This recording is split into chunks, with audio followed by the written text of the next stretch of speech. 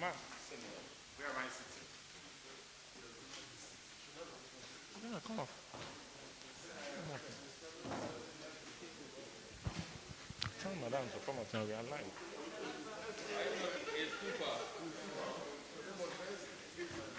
Listen.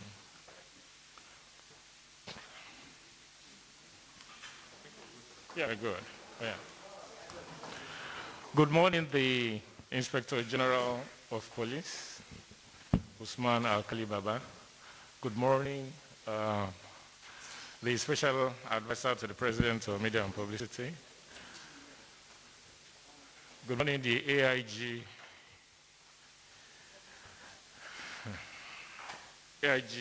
Carol Aderonte retired, who's also the Senior Special Assistant to the President in the Office of the Chief of Staff. Good morning, Colonel Felix Aleta, retired Colonel of the Nigerian Army, who is also the Senior Special Assistant to the President on Country Risk Assessment. Good morning, Ms. Oge Modi. Good morning, the CP, Frank Mba. This morning we have the Inspector General of Police in continuation of our briefings, especially for this month dedicated towards security infrastructure. The management of internal security in the country has become a big issue lately, with reports of insecurity in parts of the country, especially in the southeast and the northwest. They have become a source of concern to Nigerians. The large population of Nigerians living in these areas are constantly under the fear of attacks by either unknown gunmen or some other form of assailants. Also, the key issues of police reform and welfare of its personnel have been occupying space at the forefront of national discourse in recent times. That's why we have this morning the Inspector General of Police, Usman Alkali Baba, who is there to provide an update on the actions of government on these matters. Furthermore, I believe this occasion will be a very good opportunity for him to brief the press on the innovations that have been emplaced by the police leadership to effectively nip the issues of internal security and challenges facing policing generally in the country. On this note, I would like to invite the IGP to speak with us for about 20-30 minutes, after which he will take questions from representatives of local and foreign media here present. IGP, please. Thanks.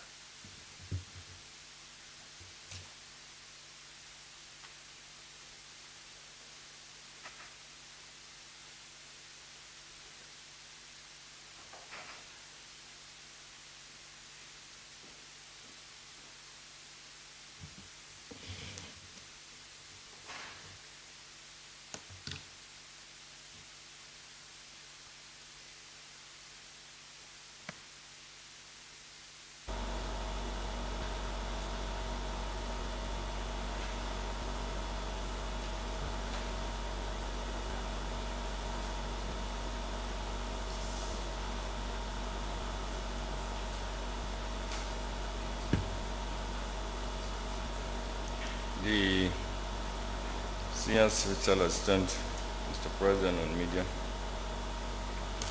the retired AIG, other members of the high table, gentlemen of the press, good morning. I'm here this morning to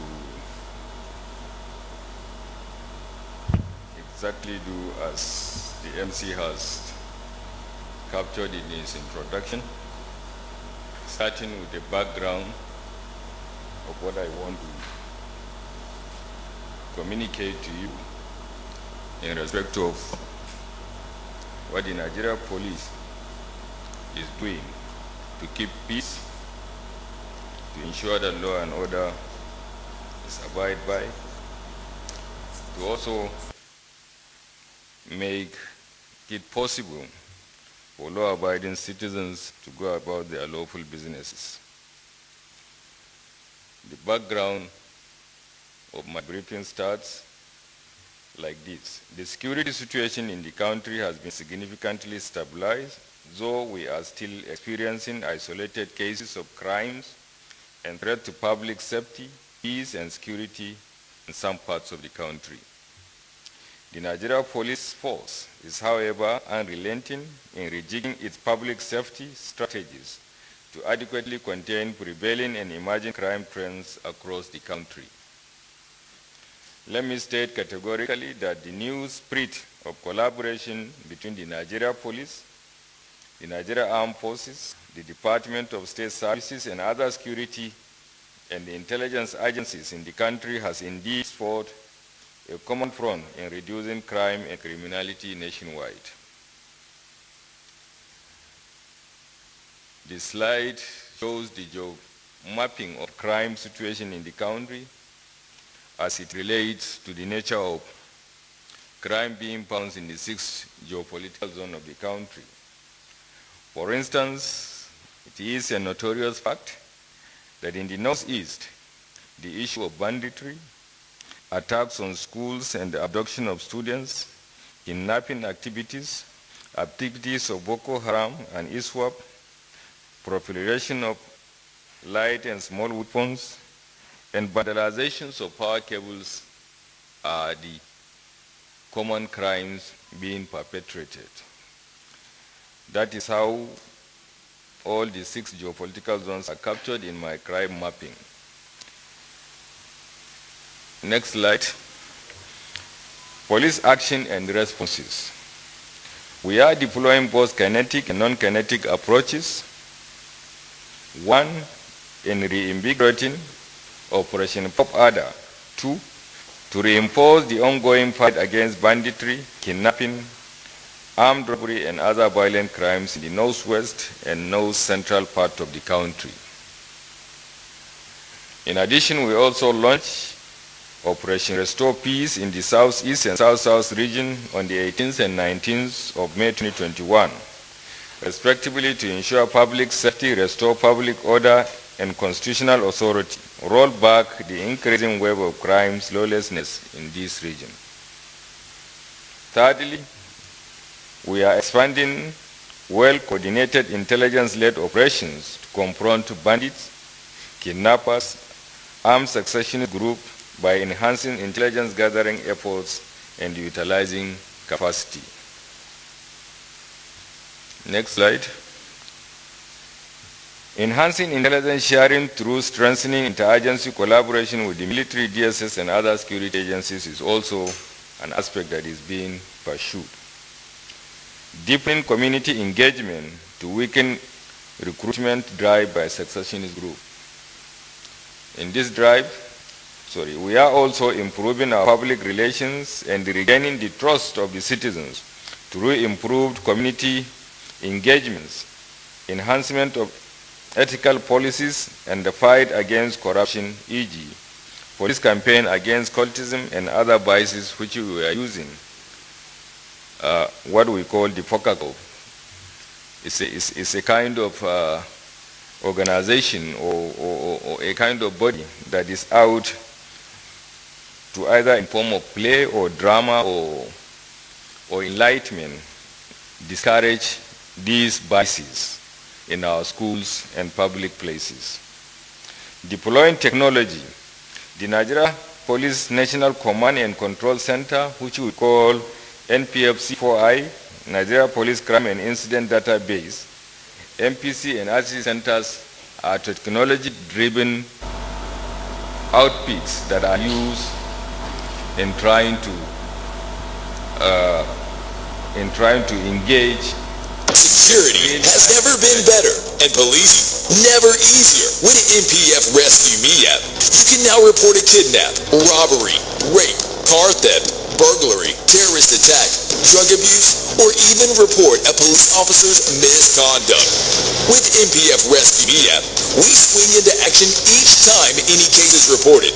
And with the latest technology, we track, locate, and rescue the victim immediately. Don't have the MPF Rescue Me app? Simply visit your Play Store or iOS App Store right now for download. Or you can place a toll-free call to 0803-1230-631 for 24/7 swift response. NPF Rescue Me app. Security redefined. Policing personalized. NPF Rescue Me app. Proudly brought to you by the Nigerian Police Force. This is one of our technologically driven apps that is available for publics to use for Rescue Me, which is going to be directly connected to our C4I. Once you download these apps and you use it appropriately, wherever is your position, wherever is your request, whatever is your complaint will directly hit our control room within minutes, and we will respond to your request. Curbing proliferation of illicit arms and other weapons and recoveries. Let me also say something on the issue of proliferation of light and small arms. We have embarked on deliberate and well-coordinated nationwide mop-up of illicit weapons to contain the proliferation of small arms and light weapons in the country. We are identifying and raiding factories where assault rifles and ammunition are manufactured locally. We are identifying and blocking weapons supply chains and routes in and around the country. We are also collaborating with neighboring countries and international organizations such as WAPCO, APRIPO, Interpol, IPS, International Police, to ensure that these things are checked. Next slide. Oh, play the... Involving This is one of our discoveries production, of local manufacturing and distribution of very industry of firearms here in the effective, country. We were able to lethal, bought this. dangerous weapons. If you look at the weapon These are locally and you manufactured compare it here in Nigeria. with the AK-47 rifles produced either in Eastern Europe or any other part of the world, you might not, on a cursory note, be able to spot any difference. Oh my God. This This is the one that manufactures these rifles or produces them. We're caught on the It 26th. can be an asset, it can also be a problem. These rifles were recovered from us. It can be negatively used, it can also These locally fabricated weapons were the ones that manufacture it. I learned the profession from my boss, late James. Next is the statistics of police achievements in crime fighting. Arrest and ongoing prosecution of 7,036 notorious criminal suspects for offenses of terrorism, kidnapping, armed robbery, murder, cultism, banditry, and other violent crimes, and recovery of sophisticated and locally fabricated firearms and large catchment of ammunition. We are prosecuting, or we have successfully investigated 1,845 cases of armed robbery suspects arrested, 1,845. We have 1,445 suspects arrested for crimes related to cultism. We have 1,183 murder suspects arrested and being investigated. Some have already been arraigned in court for prosecution, while others are undergoing investigation. Cyber crimes, we have also arrested 1,110 suspects. In terms of recovery of firearms, we have recovered 1,717 sophisticated firearms. Stolen vehicles, 341 vehicles have been recovered. In terms of live ammunition, in terms of both cartridges and ammunition, we have 39,541 live ammunition recovered.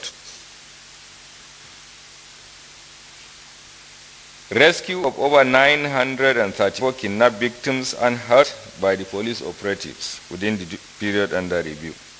Also, over 1,665 suspects have been arrested in connection with rape and other sexual and gender-based violence in the country from January 2020 to date.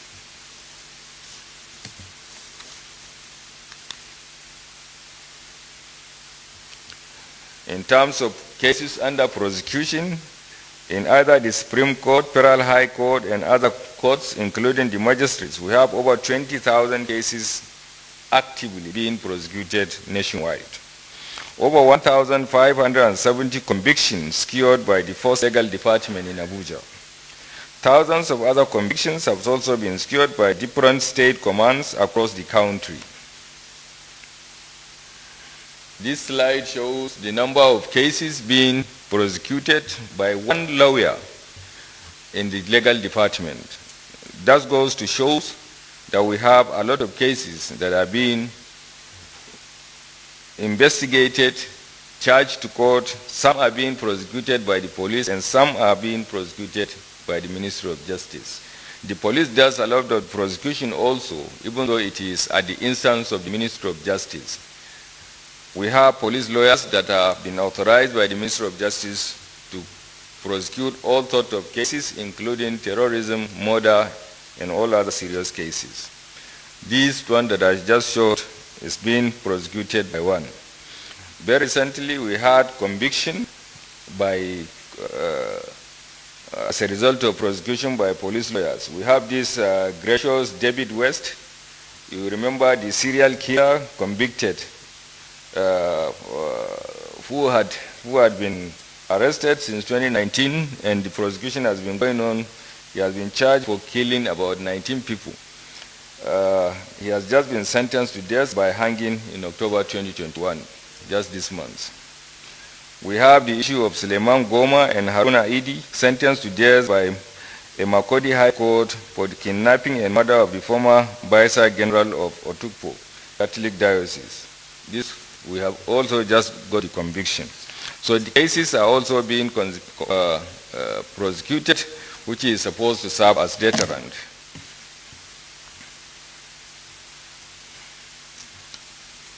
Let me say something about EndSARS. The challenges of EndSARS had made us to wake up in some aspects of our engagements. In other words, we try to improve on some of the things that must have brought about the issue of EndSARS. So after the disbandment of EndSARS, all protesters arrested were profiled, screened, and released unconditionally, except those implicated for murder, malicious damage, theft, and other serious offenses. As a result of EndSARS, a lot of raid, a lot of arrests has been made. However, at the end, we were able to profile those arrested, and except for those who have serious cases of infraction against the law, others have been warned and released. There are also ongoing professional misconduct, and all officers found wanting will be dealt with as soon as we get the report, as almost all the panels have submitted their reports and recommendations. But however, we've not been officially communicated as to these the number of indicted officers played. The post-medical department was immediately empowered to carry out psychological evaluation of all police personnel engaged from the different special anti-robbery squad, which we have successfully done. There was also debriefing of the personnel from the different SARS and training on professional ethics and fundamental human rights.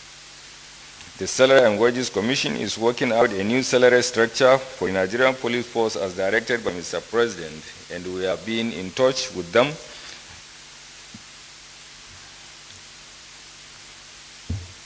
What do we do to fill the gap after disbanding the SARS departments? After the disbandment of SARS department, created special weapons and tactics SWAT. The police created what we call the SWAT, which was carefully selected, screened, and personnel were carefully selected, screened, and trained. SWAT personnel with support from development partners. SWAT not yearly fully operational due to budgetary constraints. SWAT requires specialized uniform, arms, offices, keys, and other things. We are working on it, but instead we also try to cover this gap before SWAT becomes fully operational. Before SWAT becomes fully operational, we have decided to use our tactical units such as the Intelligence Response Team, which we call the IRT, the Special Tactical Squad, which is the STS, the Rapid Response Squad, Anti-Cultism Squad, the Anti-Kidnapping Squad, and Anti-Violent Crime Squads, and the Anti-Banditry Squads. These are also special tactical units that are also now covering the vacuum or the place, the vacuum created as a result of disbandment of SARS. Postmortem summary of human and infrastructure losses in EndSARS. We have decided to make a case also to the National Human Rights Commission, which is also one of the investigating panel investigating the issue of EndSARS.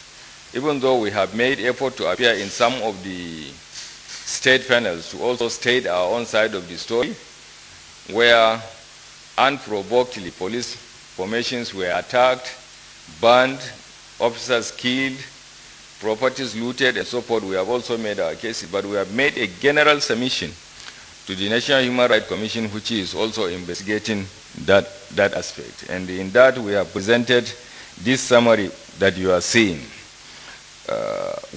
Summary of human and infrastructural losses. The police suffered huge human and infrastructural losses during the protests.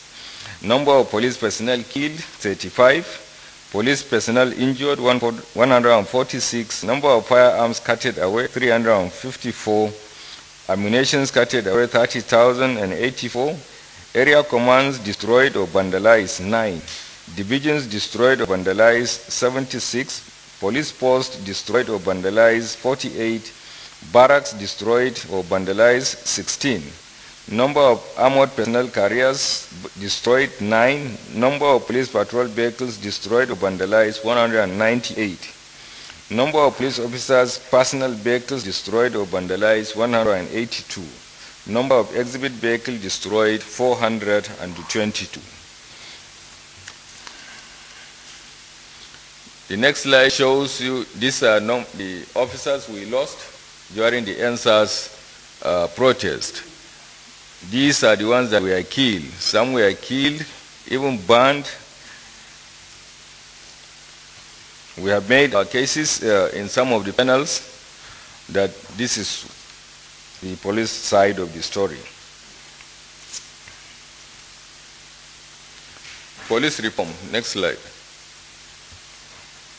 The passage of the Police Act 2020 by the National Assembly provided a framework for reform within the Nigeria Police Force. Manpower development. Deliberate protocol to identify, elevate, and position professionally competent officers to strategic position is on progress. General training and retraining. Specialized training for specialized departments and units. This is one of our training sessions for public relations officers, which I personally commissioned through the efforts. And I wish you the most and professional rewarding intention. On this note, it is my singular honor to declare this workshop open. I thank you all for your attention. We have divided the country into in 6 geopolitical zones, and we are training our public relations officers. We are training our tactical officers on weapon handling and other things. So we have a vigorous recruitment process, training and retraining process going on. The issue of recruitment is also another issue that I came in and found. I tried to see how we can provide solution to it, and successfully we've been able to overcome the differences between Police Service Commission and the Nigeria Police in terms of recruitment. And now we are ready to to continue with the police recruitment of police constables into the service from where we had stopped earlier. The 2020 recruitment had gone about 70% before the issue of court case and other things stopped the process. Now we have overcome, and we are continuing to recruit 10,000 for the 2020.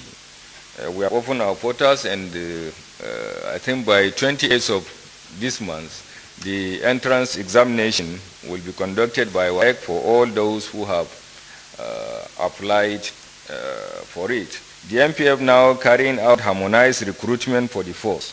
Conclusion of 2020 recruitment of 10,000 constables currently ongoing. Recruitment of another batch of 10,000 constables for 2021 will follow immediately. Total applicants we have for the recruitment for the 2020, already over 3,057 applicants has applied to come in as recruits to the police. A total of 230,000 were screened. The 92,000 passed the screening, and we have to do the computer-based aptitude test to be conducted by WAEC. So MPM is committed to transparent, fair, merit-based, and zero corruption selection process. Welfare. Housing scheme is another issue that the government is looking into. The force leadership is currently working with the federal government and police trust fund, as well as taking full advantage of the private-public partnership window towards developing our barracks and establishing new affordable houses for all cadres of personnel. Medical and health care for serving and retired police officers. Capturing of retired police officers and their spouses under the National Health Insurance Program is on. Recapitalizing police hospitals nationwide and improved service delivery is also on. Massive sensitization targeted at educating police officers on the advantage of using the NHIS is also on. Expansion of police medical service with more police hospitals. We are building and equipping more police hospitals in commands and zones to take care of the medical process. This medical center is this is one of the medical centers that we've just commissioned, and we are trying to furnish it and equip it for the benefit of personnel. This is also another housing estate by the size that which is we are using our cooperatives to build on our lands for police officers to enjoy accommodation issues, especially in our urban areas. Salaries and pension. The Salaries and Wages Commission, like I said earlier, is working out a new and improved salary structure for the MPF as directed by Mr. President, His Excellency Alhaji Muhammad Buhari. Efforts are on to improve police pension also. A bill to facilitate the exit of the MPF from the contributory pension scheme now is before the National Assembly. Consideration for our fallen heroes, reviving the Nigeria Police Force Scholarship Foundation, which was incorporated in the year 2015 for purpose of awarding scholarship to the children of our late officers, has been reopened. In cooperation of Nigeria Police Insurance Company with the intent to guarantee seamless insurance service to meet the needs of police officers, particularly the injured and deceased ones. So we are on the verge of registering an insurance company which is going to be domiciled in the police. Posthumous promotions in honor of deceased officers who exhibited gallantry and professionalism in the course of service has also been used, especially for the EndSARS victims. Some of them were promoted posthumously to honor their sacrifices. Retooling and re-equipping. Deliberate acquisition of operational tools and equipment, e.g. bulletproof vests, helmets, weapons, and other and other anti-riot equipments are being procured. Procurement of modern fleet of operational vehicles in line with local content policy is also on the drive. I have personally ensured that most of the vehicles we have bought in the last 2-3 months on intervention and from the CBN, from NNPC, and from the police response are locally made vehicles that are manufactured in Nigeria. Next slide so that we can see these are some of the equipments we have put in place right now, ready to be distributed to all commands and zones.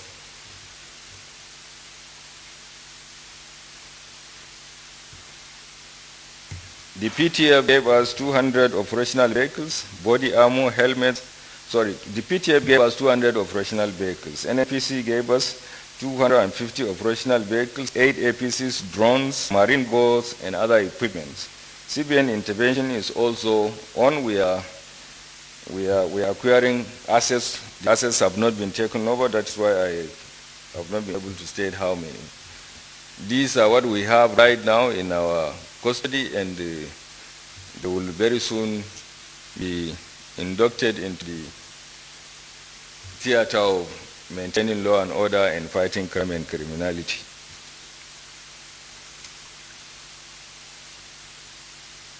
These are what we have right now that we have not even distributed. We have vehicles from Meccano, we have vehicles from Innocent Motors, we have vehicles from JAG. These are all vehicles that are manufactured in Nigeria.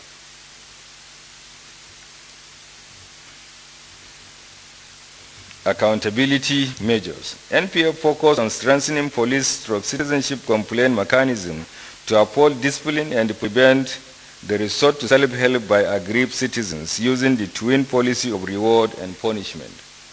As a measure of checking excesses of officers and also ensure that discipline and professionalism are maintained, the units are created. These units are empowered to check on police excesses. The Post-Provost Marshal, the Public Complaint Response Unit, Public Complaints Bureau, and Monitoring and Mentoring Unit, and the X-Code. These are all units that are currently existing in the police for people to complain.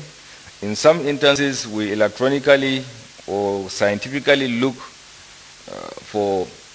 try to supervise police performances on stop and search operations, on roadblock operations, on patrol and escort and so forth. And we pick on those erring officers and ensure that they are punished if they had gone wrong, and where we also reward good work. These units receive complaints physically and virtually, investigate and sanction incorrigible officers whose unprofessional conducts negate MPS policing values and negatively impact the drive to smooth partnership with citizens. I just give a small statistics of what we've been doing, as shown on the screen.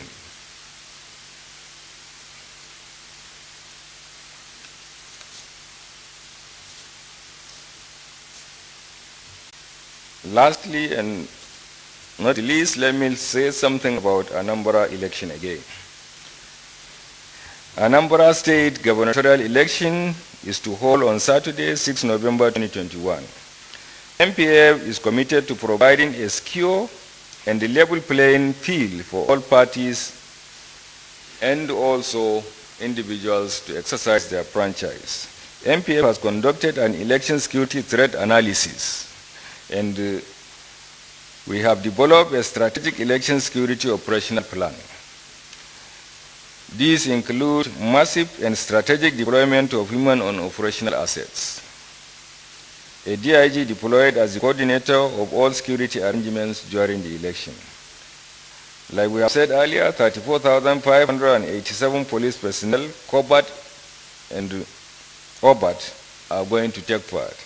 In terms of assets, we have deployed 3 helicopters and also our gunboats to the riverine areas. Special deployment of our EOD men to check IEDs and other other things that might possibly used in destabilizing the process. Our post-marine, like I said, is deployed. We have, I can't remember, sorry, I have not taken as at yesterday, I think we can boast of our 7 gunboats, but we still believe that we will bring more from some of the areas that we have, because we are putting them in order. Then our deployments can also be done with some of our boats and other tactical scores. Community engagement, collaboration with CSOs, public enlightenment, radio jingles, and other non-kinetic approaches to encourage people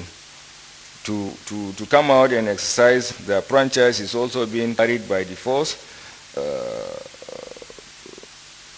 to carry out by the force. Collaboration with sister agencies is highly on the move, as all other security agencies, including the military, are going to be coordinated, and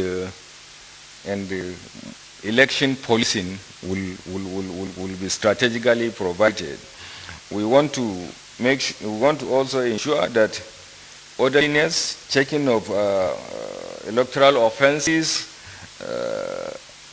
and other things that are not allowed on election day are what is going to be checked by those who are going to deploy to the polling stations to supervise, to ensure that the election takes place orderly. While we are doing this, while we are providing security for the election for orderliness, for the nature of Anambra, we are also prepared to give policing a different aspect of policing for the could-be subversive elements. To that end, we have deployed our special forces, our counter-terrorism unit, and the police mobile force, who will be on vigorous patrols in all the local governments and other areas. All the non-volatile areas have been marked to cover. We are going to provide security in all KPs and VPs, and we also have a plan to meet with all other stakeholders by Wednesday next week, where we will be able to discuss extensively the role of the community, the society, the electoral officers, the security officers, and so forth. We are urging those who are going to cover the elections in terms of NGOs, either as observers or of reporters, are going to be screened, and they will be accredited to also carry out their duties of ensuring that the election is covered both in terms of monitoring and in terms of reportage. Thank you very much for listening.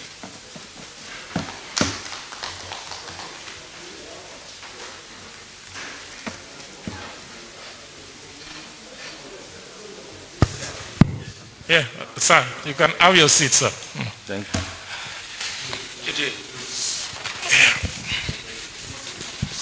I'm sure the IG has touched on all that he needs to touch on. Before we go into the question and answer session, let me make some things clear. Normally let's restrict ourselves to single question. The double barrel things don't all go well sometimes. Then we need to conclude in time now is 10 minutes to 12 or to 11. Please, some of the people on the IT will need to leave this place by 10:45 max. Who fires the first question? Anule. AIT. Horatius. And Punch. First batch. Morning, IG.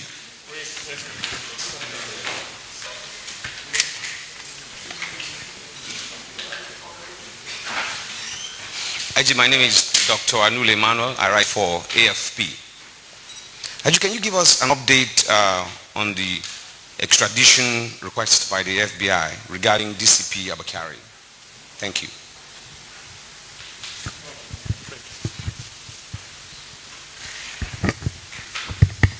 Hi, good morning, sir. My name is Yoni Adebayo from AIT. In the course of your text, I observed that you didn't really talk about the security situation in the southeast, which perhaps is getting worse on a daily basis. What's the situation over there? What's the police doing as regards the daily occurrence of crime in the state? And I think finally,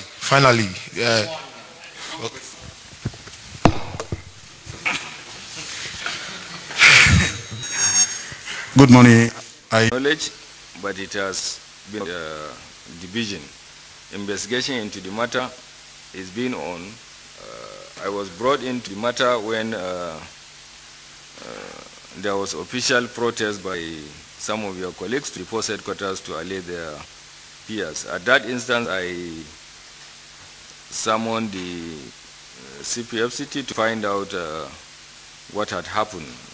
He has actually briefed me of the report they have gotten in terms of what is suspected to have happened to him or when he went on missing, and what has so far been done, and so forth.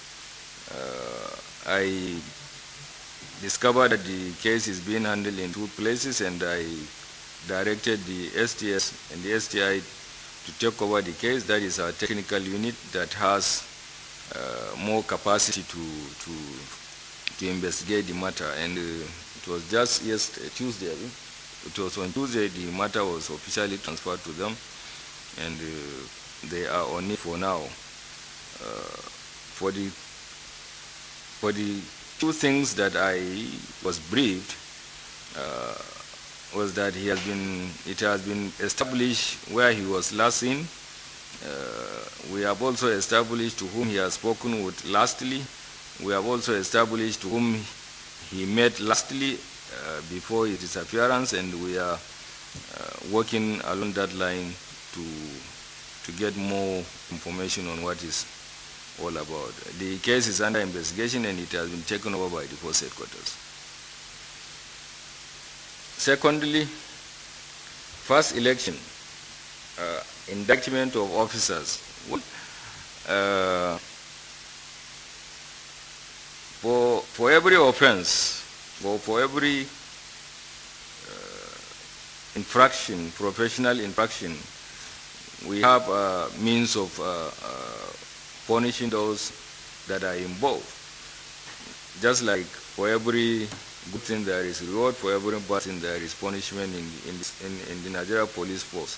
I may not be able to tell you how many people have been punished for that, but I know if anybody has been caught or accused of doing anything, he must have been punished. That is that for the allegation of finding them involved in doing some electoral malpractices. As for the massive deployment, yes, it has its advantage, it has its disadvantage. And that is why, knowing the fact that it has its disadvantage, or maybe militarizing the electoral process, we try to involve the engagement of public enlightenment, the involvement of stakeholders, that our presence is to police the situation in 2 ways. It is while we are asking people to come out and vote, another group or another subversive elements are saying, don't come, if you come, we'll do this, we will do that. So there must be some level of assurance that we will give to these people to come out, and that requires massive deployment of officers and men who will also ensure that the subversive element do not take over the process. While we have another element that will police the election, which is mostly, we don't even deploy them with arms. Those we are deploying to polling stations to ensure orderliness, checking of electoral malpractice, something like vote buying, something like campaign in the place and so forth. This does not even require carrying of arms. But you also need to put officers on standby, on patrol, that would check the could be persons that can carry arms against the state. So we are trying to educate and enlighten people that our presence is for the benefit of everybody. Our presence is for the benefit of ensuring that they come out and exercise their their franchise of voting who they want. And that is the essence of the jingles we are doing, the essence of going to do community engagement, stakeholders, meetings, talking to their religious leaders, and so forth. I think it has its advantage, but we try to, as much as possible, ensure that it is for the advantage of everybody that the massive deployment should take place. Police obtaining insurance company. Well, it's not a new thing for either the police or any other organization to create outfits that maybe some have. We already have companies. Not only, it's not the first company, even the pension administrator we have is our own. Police pension. We have even a construction company. We have a cooperative where we have stores and we sell goods and services to our personnel and so forth. So we have a lot of assets that we need to insure. If we have a company that we can also insure our own and also insure other people's, it's just a business outfit that can generate revenue to the police. It's not that we don't have, and competition is competitive. There are a lot of insurance companies, so the police can create one. The military has it, the other services have it, they have various, you can create things and register it. All you need to do is that if the Corporate Affairs Commission, you are able to meet the requirement of the Corporate Affairs Commission to establish a company, you have not been banned from doing it. Thank you very much. Oh, sorry. I think kidnapping for ransom from channels. Well, I think crimes and criminalities come and go. But normally if a crime comes, we don't know what is kidnapping some years back. Or even if we know what is kidnapping, we never thought, it's not even in our syllabus, in our training institutions of teaching the policemen how to, for instance, rescue a kidnapped victim. But what we are saying is, if there is crime today, and this is how the crime is ravaging the society, then there should be two-way issue. We've been advocating the issue of non-payment of ransom. But when you ask people not to pay ransom, you are even scaring them away from telling you that there is a kidnapping. Because that is what the kidnappers will even do. Don't report the matter to the police. So ransom is still being paid. In some instances, it has even been criminalized. But sometimes the end justifies the means. Because the issue of rescuing a kidnapped victim is always a very delicate matter. If you don't rescue, if you are in a process of rescue, if you don't rescue the person unhurt, you have not done anything. So it is easier for you to get the person out by whatever means, then go after the kidnappers when they are not, when they don't have captives. This addendum which says it's better to allow an offender to go than to punish. And in the process of rescuing somebody, you go and you either make them to kill the person or you have it's a problem. So kidnapping is an offense. It has come. It will be mitigated through the type of punishment that will be awarded to kidnappers. And in this process, the police is just one aspect of the criminal justice system. How many kidnappers have been arrested? How many have been punished? So there should be appropriate punishment, process of investigation, process of arrest. Then you should have necessary tools to effect the arrest, necessary tools to effect the investigation, and quick dispensation of justice. These are the things that will negate the issue of having large number of kidnapping cases and paying of ransom cases. And government is working towards that as much as possible. We've been taking a lot of deliberate in enhancing our capacity to investigate kidnap cases. In most kidnap cases, if you don't geolocate, you try to use your electronical means of finding where this kidnapped person is kept, how it is kept, who, and so forth. These are the things that will make you to bust a kidnapping syndicate very quickly and easily. And these are the things every agency that is involved in crime prevention and control is trying to see that it improves its capacity to detect the case. And after detecting the case, you also have the necessary means of putting in the evidence and the exhibits you have quickly within the quickest possible means for prosecution. And we are even the National Assembly itself is even asking for dedicated cases or courts where you can easily charge this case, and the process of prosecution will start and finish at a particular time. You are all living witnesses that we are prosecuting kidnapped suspects in this country for 3-4 years up to today and so forth. So my take on this is that we are improving our capacity to arrest, detain, and investigate, and we are also improving our capacity to do prosecution as quickly as possible and make it very, very unpalatable means of engagement for those who feel kidnapping pays for them. Thank you. Any other one? All your questions are addressed. Last one. Very last one. My name is Felix Onu. I write for Reuters World News Agency. Sir, you talked about kidnapping. Yes, this kidnapping thing has been almost 3-4 years. And I remember the case of Evans. Evans was arrested.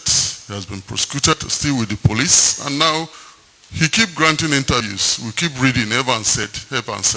The latest one is saying that police are lying against him, that he's a businessman. So I would like to know the update on that case. I think you need to just use your own judgment and situate the situation to whatever your conscience tells you. There are people who the police have been able to produce that said, I have been kidnapped by this. And you saw them when they are testifying. Evans is not with police. Evans is undergoing prosecution. He is in the prison. He is being detained at the instance of the court, and the case is going on. So that's one of the things I'm saying. This is celebrated, that's why you know. There are, on monthly, on weekly basis, we charge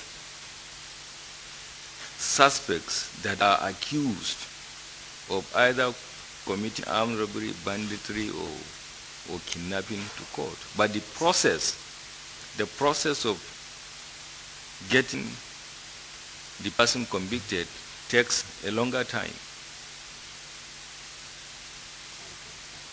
Pardon? Supreme Court, we have cases in Supreme Court, we have cases in Federal High Courts, we have cases in Magistrate Courts, area courts, over 20,000 active cases nationwide. Not kidnapping, generally. We know our court process. We have a system. If you just go to any of the French-speaking countries here, if a person is accused of being a thief, he is the one that will defend himself and say, I'm not a thief. In Nigeria, if you accuse a person a thief, even if you found him with the stolen item in his hand, he will tell you he's not a thief. It is you that will prove he's a thief.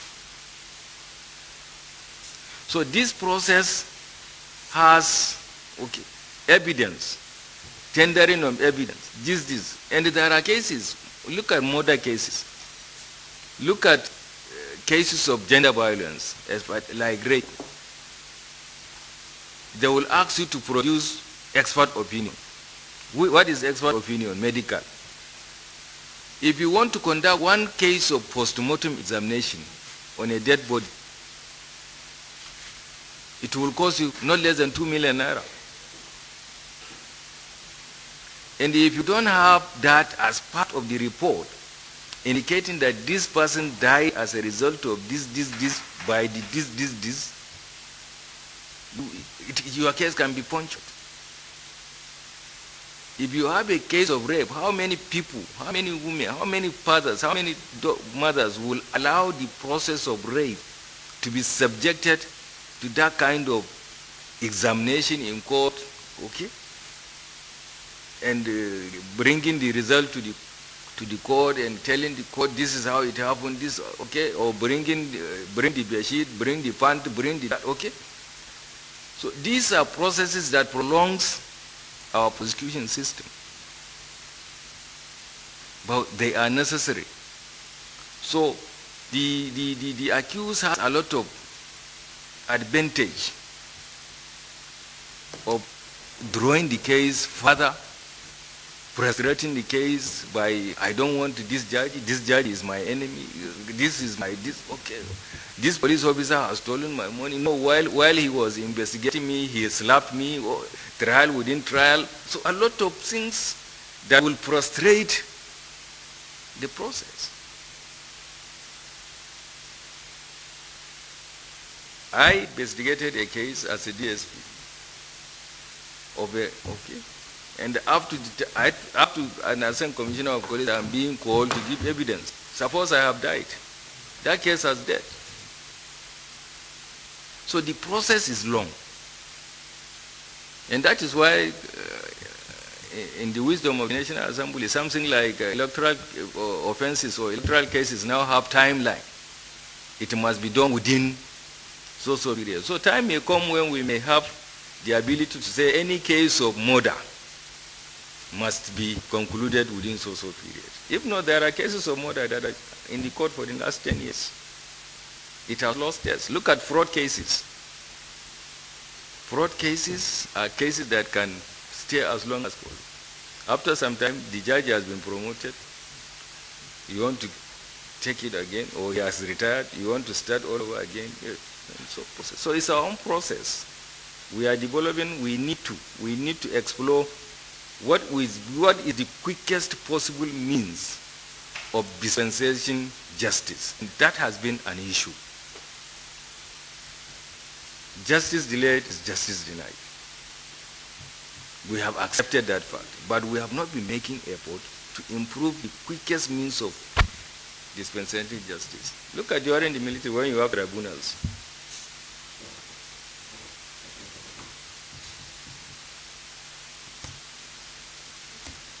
I'm okay, sir. Thank you, the Inspector General of Police. You agree with me that it has been clear, it has been lucid, it has been informative, it has been revelatory. We want to thank the IG for coming. Second time since we started this series of briefings. This is his second outing. So IG, we thank you for coming the first time, and then the second time we invited you here again. We believe that any other time we need your presence, you will oblige us again. Thank you very much. We also want to appreciate those who are here on this side of the hall. Our friend, he was CP in Lagos, then he became an AIG before he retired. AIG Kayode Aderanti is SSAP on general duties in the office of the Chief of Staff to the President. You're welcome, sir. Then we have our friend, our brother, our colleague, CP Frank Mba, who is the first PRO. Thank you for coming with the IG, and thank you for your assistance to us in the media at all times. Colonel Felix Alaita, retired Colonel of the Nigerian Army, is SSAP Country Risk Assessment in the Office of the Chief of Staff to the President. You are welcome. And then we have Ogi Modi, SSAP in the Office of the Chief of Staff, and Loretta Onoche, who is also a member of the Presidential Communication Team. Other members of the team who are in the audience, we want to thank you for doing this week after week. And last but not the least, I want to appreciate members of the media. If we put this together and you're not here to cover or to disseminate, then the process is not concluded. It's not complete. So thank you very much for coming week after week. You're welcome. Enjoy the rest of the day. Thank you.